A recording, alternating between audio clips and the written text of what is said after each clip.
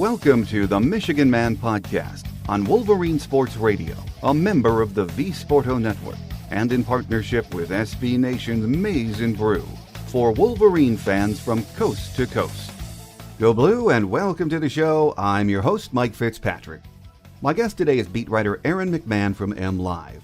We have a lot to talk about, and as always, Aaron is a great guest, but first a few of my thoughts to get us started today. We all have so much going on in our lives right now. Christmas is just days away, and we know how that can be with shopping and family get-togethers. Busy and stressful. We need our holiday diversions, and bowl season gets underway in earnest next weekend is a great diversion. I'm also looking forward to the playoffs, but as always, my focus will be on Michigan football. We couldn't ask for a better matchup in a bowl game. As a fan, I'm nervous about playing Alabama. Sure, they are 10-2. They are missing Tua. They missed the playoffs for the first time in 5 years. And some folks think they won't be interested or motivated to play this game. I think that's a crock, though. This is a great program. They have pride, great athletes, and they have Nick Saban. Alabama is Alabama. They will come to play. Count on it. So will Michigan, though. I agree they have more talent, but they can be beaten. What I want to see is a competitive game from us, one that sees our offense go out and throw caution to the wind and just attack.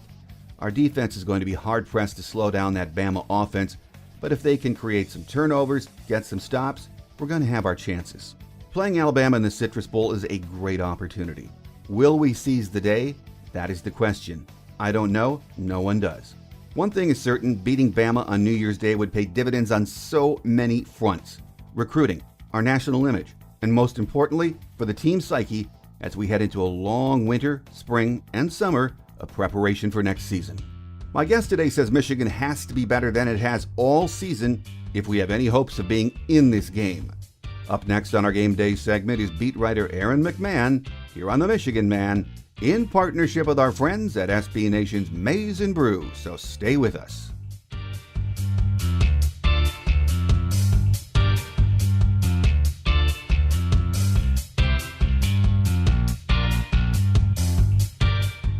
Here with us on our Game Day segment this week to talk more Michigan football as things start to build for the Citrus Bowl is beat writer Aaron McMann from MLive. Aaron, once again, great to have you back. Good morning, Mike. Good to be with you. Well, I wouldn't say it's crazy busy on the Michigan football scene right now, but I know your readers, my listeners, are starting to get excited, I think, about the Citrus Bowl. The people I'm hearing from, it sort of is a mixed bag, Aaron. They're apprehensive about playing Alabama, but at the same time excited. Are you finding that? Yeah, I'd agree with that. It's definitely a different matchup. From this time last year, I think folks were, frustrated that Michigan was going to play Florida in the Peach Bowl last year just because they played them so many times before.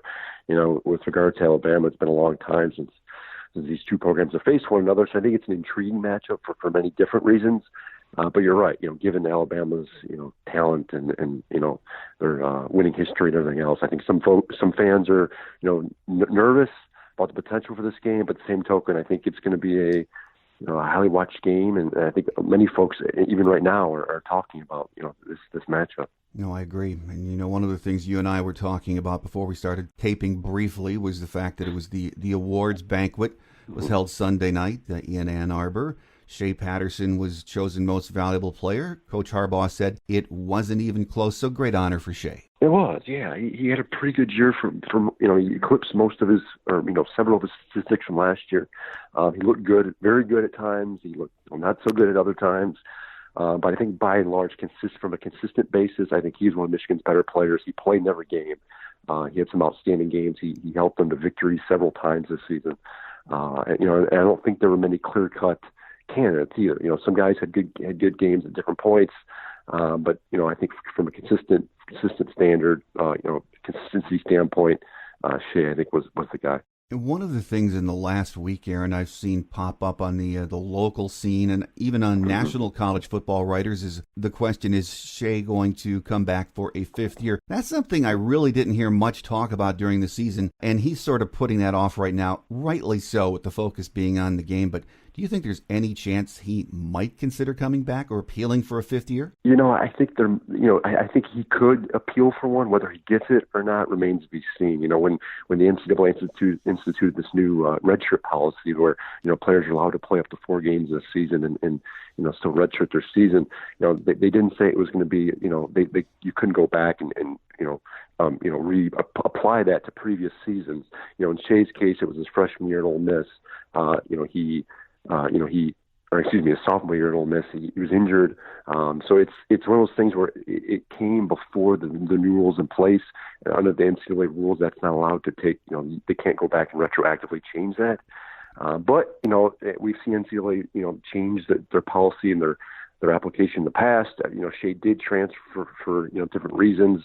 So we'll see. I wouldn't be surprised if they try to appeal it. Whether he gets it granted or not, I think is extremely small at this point. Well, in other news, in the last week, it was announced that Tariq Black was entering the transfer portal. Did that in any way surprise you, Aaron? Not really. Just given the way his season went, he essentially at the end of the year became Michigan's 4th option at receiver. I thought he looked good early in the season, but as the schedule kind of went on, you saw Ronnie Bellows emerge as Michigan's. You can make the case to be Michigan's top target.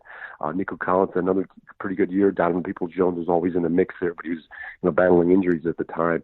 But Tariq just never was able to break out and be that player many of us thought he would be after his freshman season back in 2017. I can remember that opener against Florida where he had that breakout game and everyone thought he was going to be the next big thing. And between the injuries and just the inconsistent play and the inability to kind of string some games together, it kind of buried him on the depth chart. And we're waiting to see what happens with the receivers going into next year. That going into next season, we've got no word yet from Donovan Peoples-Jones or Nico Collins, or whether they plan to return for another year. So that may have played into a factor behind the scenes. We don't know at this point. But Tariq does have 2 years of eligibility remaining. He does say he plans to pursue a graduate transfer, so he'll be able to, barring that he graduates. I suspect he'll do that here in the spring or the summer. He'll be able to play right away wherever he goes, and he'll have the opportunity to potentially be a number 1 guy. He's a former 4-star recruit. He was highly touted coming to high school in Connecticut. I think he was a top 100 player according to several of those recruiting services. So he has the talent, as we've seen. He has the ability. I think he just needs maybe a clean slate, maybe the chance to be that number 1 guy somewhere else. Well, it is that time of the year. All over the college football landscape, players are announcing they're entering the transfer portal. I mean, they did during the season, but it seems more now that the regular season is over for the vast majority of college football. Have you heard, or do you think Michigan is going to see any other players follow his lead? Yeah, I haven't heard anything yet, but don't be surprised. I mean, this is the case. It will continue to be the case here going forward. It's just the nature of college football these days. You see guys, reassess their standing with their current team, where they rank maybe on the depth chart, their probability of playing next year, where they fit in the roster, all those things. And you're not only are you seeing your linemen and skill players, but you're seeing. There's been a glut of quarterbacks enter this thing, so it's become an interesting thing to kind of track. But don't be surprised if a couple other guys hit at the portal at some point. I mean, it's just the nature of the beast of college football nowadays. Michigan, I think, had 3 or 4 this season since the season started, and it's going to continue. So, I mean, you could see that, but, keep an eye. I mean, I'm sure a couple guys will at some point. But, yeah, Tariq Black's the latest one. We'll see going forward. Well, there have been 3 practices for the Citrus Bowl, and I know at the banquet on Sunday night, several of the players were asked about, is anyone they know of sitting out the bowl game for Michigan? Jim Harbaugh has made his thoughts clear, though, where he stands on that subject, hasn't he, Aaron? Yeah. He basically said that he wants his players to finish what they started. I think this is a message he's maybe communicated to them in previous years. Last year was unique in regards to Michigan because they had 2, potentially 3, possible first-round picks. They only had 2 end up going first round. So from an upside standpoint, there wasn't much to play in that Peach Bowl. Harbaugh, he has said time again that he wants guys to finish their careers as long as they're healthy to play. In Devin Bush's case last year, he said he was trying to come back from injury. So I guess that was his explanation. This year's different because Michigan doesn't really have a projected first-round pick. Yeah, a couple guys could potentially go early day 2. And given the matchup against Alabama, this is kind of an opportunity for some of these guys to improve their draft stock. So at this point, we spoke to several players after the banquet on Sunday at Chrysler. They all said they plan to play. We've heard from Sean McCune and Josh Uche, who announced, I think last week that he was going to forego his senior season and enter the draft. They both plan to play. At this point, we haven't heard of anyone that plans to sit out. I mean, there are a couple outstanding names out there that I think are going to be interesting to watch, especially Donovan Peoples-Jones and Lavert Hill. Lavert Hill's out of eligibility at this point, but him and Peoples-Jones are both kind of projected to be early day 2 picks. And you wonder from an individual standpoint whether they feel like they have much to gain by playing Alabama. Maybe they do, maybe they don't. That's kind of up to them at this point. But Michigan's in a unique spot. I think a lot of these guys are going to play. It sounds like from Alabama, we're still waiting on Alabama because they have anywhere from 7 to 10 potential first-round picks. So they got a lot of decisions to make. Wide receiver Jerry Jeudy did announce, I think, over the weekend that he does plan to play. But from Michigan's perspective, it sounds like given the feeling they have something to prove, they have opportunities here, and then the matchup with Alabama, it sounds like most, if not all, their guys are going to suit up if they're able to. No, I agree, and they have everything to gain by playing. But on the other side, I don't know if you caught any of Nick Saban's presser, I think it was last Monday, but he was overall very mellow, but he was combative with the media, the local media, on the question of whether any Bama players would choose not to play. And the fact of the matter is they have not been in this position at all in the last 5 years with being in the playoffs.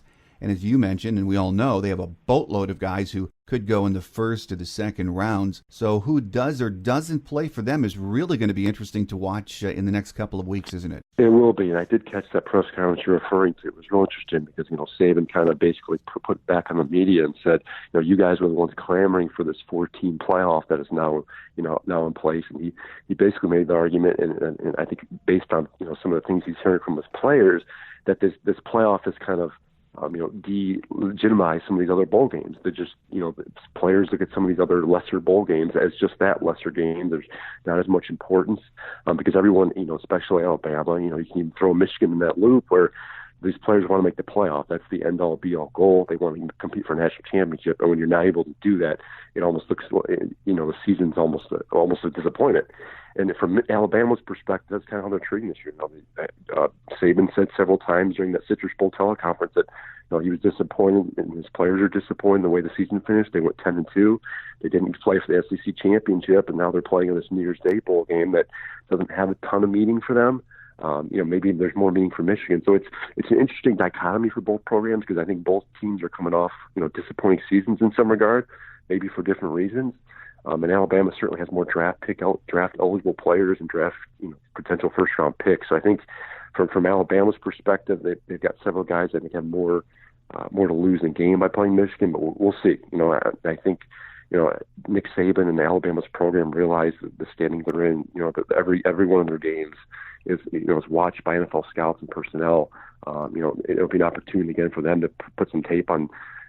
Put some play on tape, for those guys. So we'll see. They have some decisions to make, but we'll see. We should know here in the next few weeks whether several other guys are going to sit out or not. Well, on another note, Aaron, I'm not a gambler. I'm not a Vegas guy, but I did find the opening spread for the game surprising. I think it was 7 points, right around there. I thought it was going to be more. Didn't you, Aaron? I did too. Yeah, I thought it was going to be in the 10 to 14 point range, just given the talent and the way the seasons went for both of these teams. Alabama's schedule wasn't exactly great. I think only two of their first 6 opponents ended up in bowl games. They lost to LSU and Auburn. But same token, I think from the odds maker standpoint, they probably didn't know who was going to play, who wasn't. So there's a lot of mystery out there in that regard. But yeah, it was a little lower than I thought. We'll see where it adjusts here closer to game time. Once we find out who is and who isn't playing. But maybe that bodes well for Michigan. They did a decent job this year covering the line, the spread. I think they were 8-4, I believe, against the spread this year. So they were pretty good. They were able to cover generally pretty well. But we'll see where it ends up. I do think Michigan clearly is the underdog going into this game just based off of talent alone. But we'll see. Michigan, like I said earlier, Michigan has more to gain. I think that it sounds like they're excited for this one.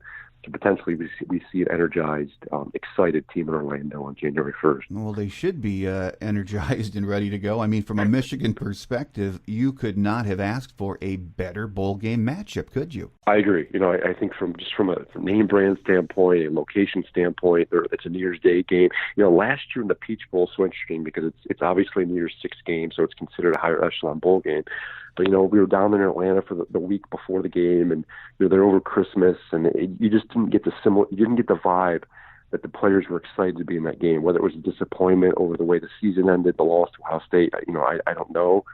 You had several of their top players did decide to sit out, and they announced that, weeks prior. So I don't know if there's all that, kind of, combined into one, but you almost get a different vibe this year, given that I think the matchup with Alabama, it sounds like, very few of these guys plan to sit out. So it's definitely a different vibe. The matchup is a better one. It's more marquee, and I think Michigan has more to gain. They look at this like there's something to gain out of this one, as opposed to last year playing a Florida team that was, was so-so, it was fine, but it wasn't that marquee, name brand that I think folks want to see. And they haven't played Alabama in a long time. So it's definitely a better situation, I think, for not only the Michigan players, but the fans too. Well, at this time last year, Josh Gaddis was on the Alabama staff, as we know. Do you think having him around is a big plus this year when it comes to preparation for playing Alabama? Yeah, I do. I think it'll come into play to some degree. I mean, obviously Josh is familiar with Nick Saban and, the schemes they like to run and the philosophies they have and, the matchups they could potentially see defensively.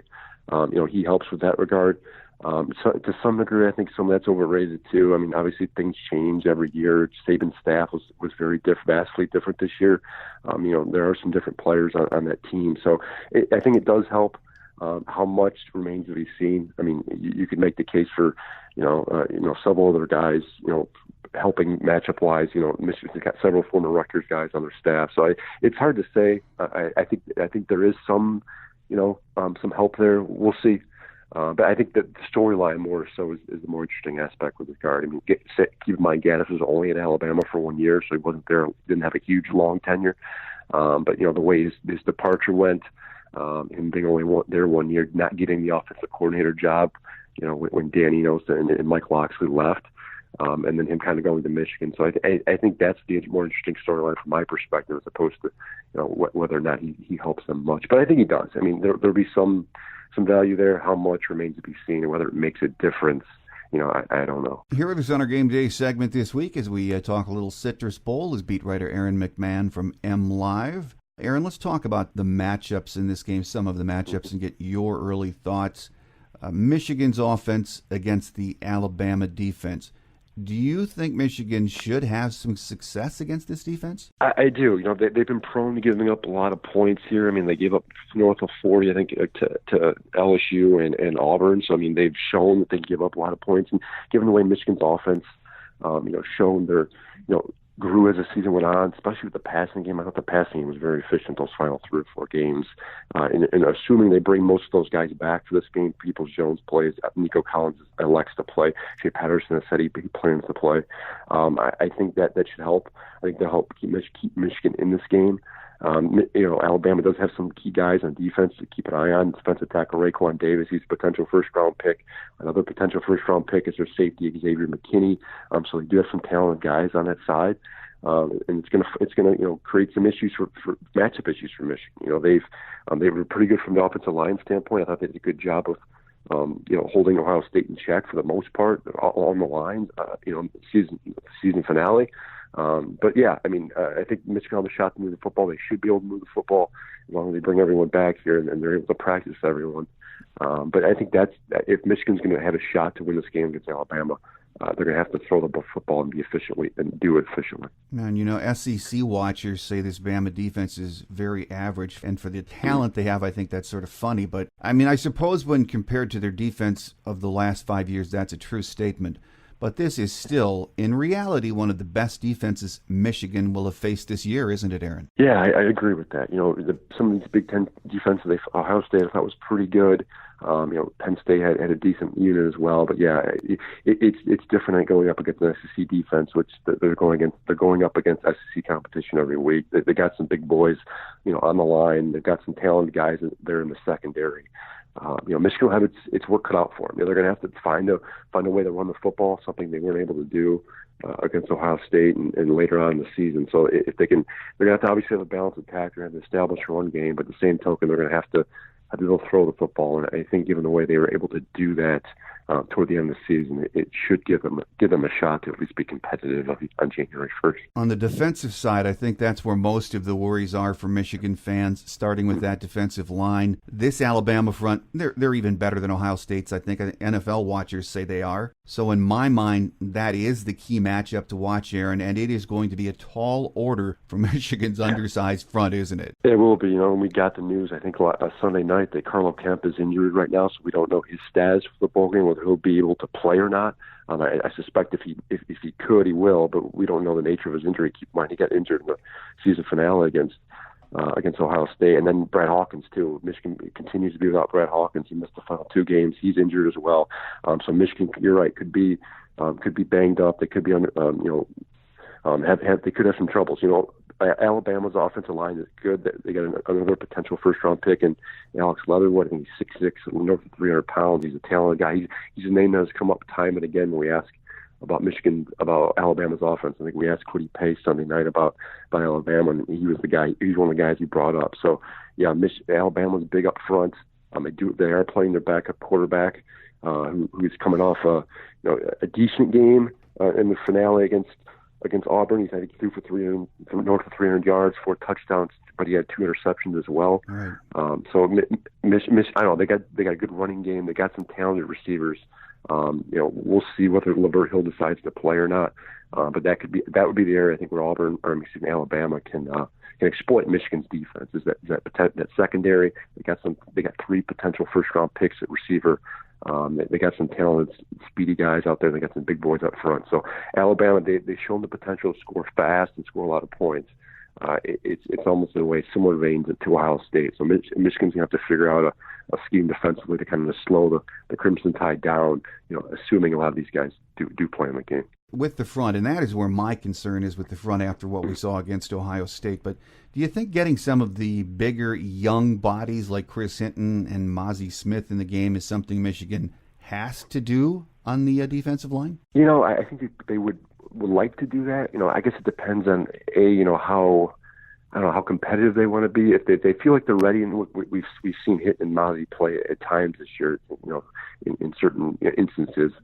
If they feel like they're ready, I think you could see them play. I think that's where this bowl prep comes into play. Here they got they're gonna have 15 or so practices here before the game, and I think that it'll be an opportunity for them to gauge the readiness of these guys and whether or not they are able, they have the ability and they've progressed enough to where they can start the bowl game against a team like Alabama. I think if they feel like they're ready, they'll throw them in there.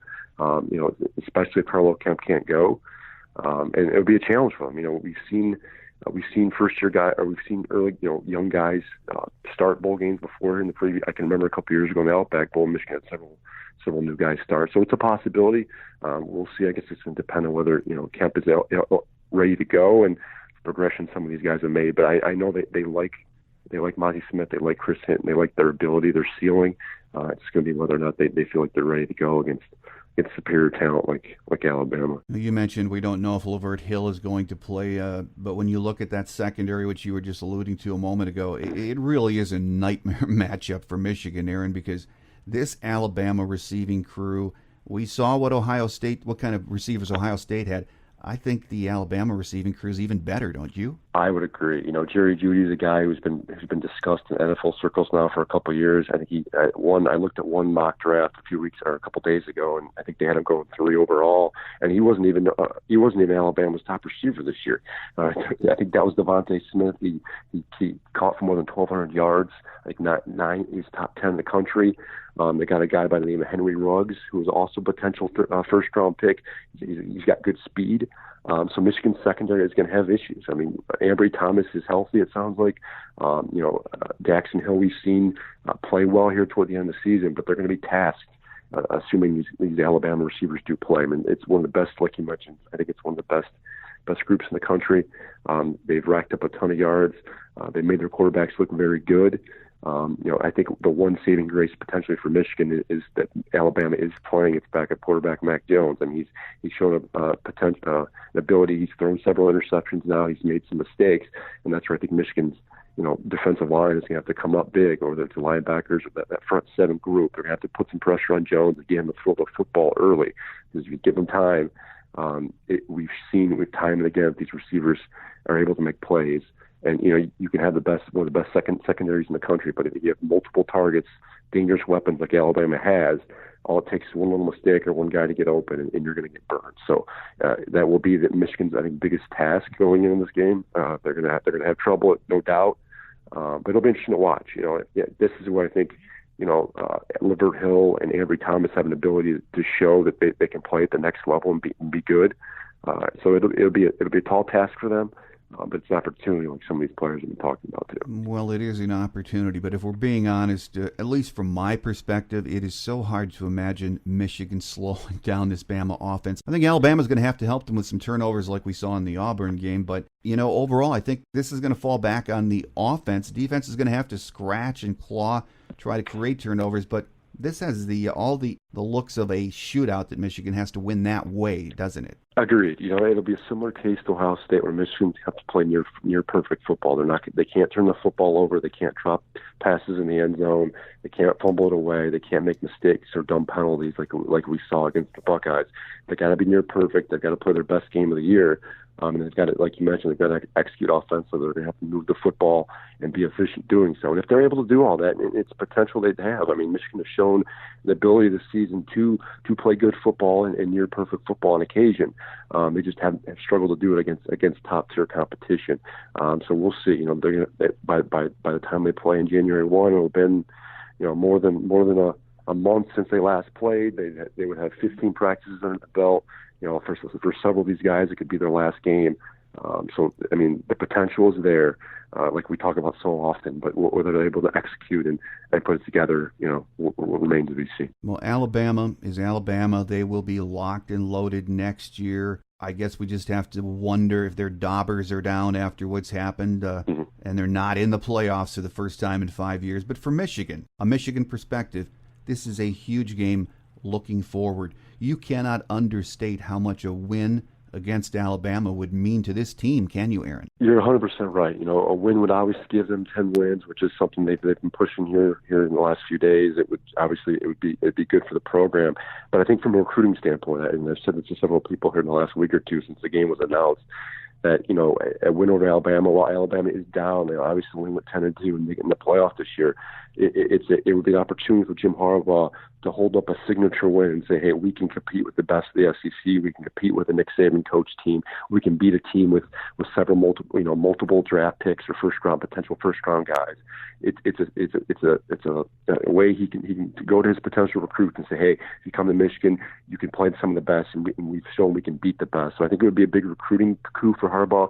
Michigan's recruiting class is, again, going to be another top 10, another 15 this year, but they haven't shown they've been able to get in that top tier with Ohio State and Alabama. So I think that's some of one of the underlying or underappreciated possibilities of this game. That obviously a win would be great for the record, for the seniors going out and everything else. But moving forward, Michigan desperately needs a signature win, and I think this would give them one. I absolutely agree with that. Well, a final question for you, Aaron, and this is regarding the playoffs, so not a Michigan question, but do you think Ohio State is going to be able to play with and beat Clemson? And if they do, can anyone really stop this Ohio State team from what you've seen? When we saw the Big Ten title game, I think it was a perfect summation of Ohio State. If you can force them to turn the ball over, make mistakes, and this goes for any football team. They're beatable. I mean, they can be beat on any given Saturday. But if they're humming like they did in the second half, and they're moving the football and playing like they have been for so long this season,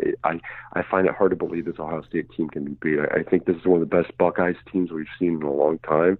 Just from a talent standpoint, that offense, they got several playmakers on the offense side of the ball, as we all saw. I think they beat Clemson. I think they beat them handily. And I think they got a shot to win a national championship. And I think that loss to the Buckeyes isn't going to look so bad by the end. By the time this is all done, I know it doesn't give much. It doesn't help most Michigan fans, but this is a very good Ohio State team. They got a lot of playmakers, and they're a loaded team. No, I agree with that. So I think they're going to win it too. We shall see a lot of great football coming up here in the next few weeks, and with bowl practice really just getting underway, we'll have a lot more Michigan football to talk about, too. So, been great to have beat writer Aaron McMann from MLive with us.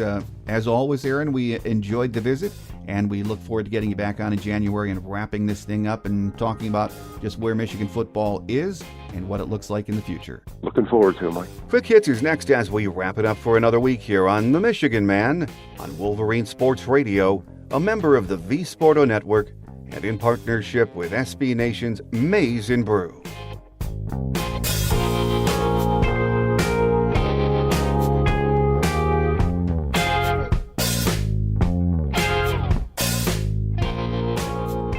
On Quick Hits, as of today, we've had 3 Citrus Bowl practices, and as far as we know, there are no injury concerns other than Captain Carlo Kemp. Hopefully we'll get an update soon on his status for the game. Wednesday, of course, is the early signing day. At the very least, we have a top 15 class. Anything is possible, though, so who knows? We might pull in another commit or two that bumps the class into the top 10. We'll have plenty of time to break down this class during the winter when Steve Lorenz joins us monthly to talk recruiting again in the new year. On last week's show, I said we were going to focus on basketball this week, but the listeners I heard from were more interested in staying with football, at least until after the bowl game, so we're going to do that. We'll have plenty of Michigan basketball to talk about this winter, and despite losing 3 of the last 4, Juwan Howard's first team looks like it has a chance to be better and better as the season progresses. For the next 2 weeks, our program schedule is going to be a little bit off because of the bowl game and New Year's Day. It's on a Wednesday, so next week, with Christmas also being on a Wednesday, I'm hoping to have our game day show up by Friday, 2 days after Christmas, and then our visitor segment on Monday, December 30th, 2 days before the bowl game. I'm still working on guests for both shows because it really is tough this time of year to line people up with everyone's crazy bowl schedule and the holidays, but we will get it done. That's it for this week, though. Thanks for tuning in, and please tell your friends and family about the show. I'm your host, Mike Fitzpatrick. Have a great Wolverine week, everyone. Until we meet again, take care, and as always, go blue. Thanks for joining us today on The Michigan Man, here on Wolverine Sports Radio, a member of the V Sporto Network, and in partnership with SB Nation's Maize and Brew. Our listener lines are open 24/7 for your calls at 313-263-4842. That's 313-263-4842. Or email us at themichiganmanpodcast@yahoo.com. That's themichiganmanpodcast@yahoo.com. The Michigan Man Podcast is produced at the studios of Robin Lynn Productions, Allen Park, Michigan, and is not affiliated with the University of Michigan. Go Blue!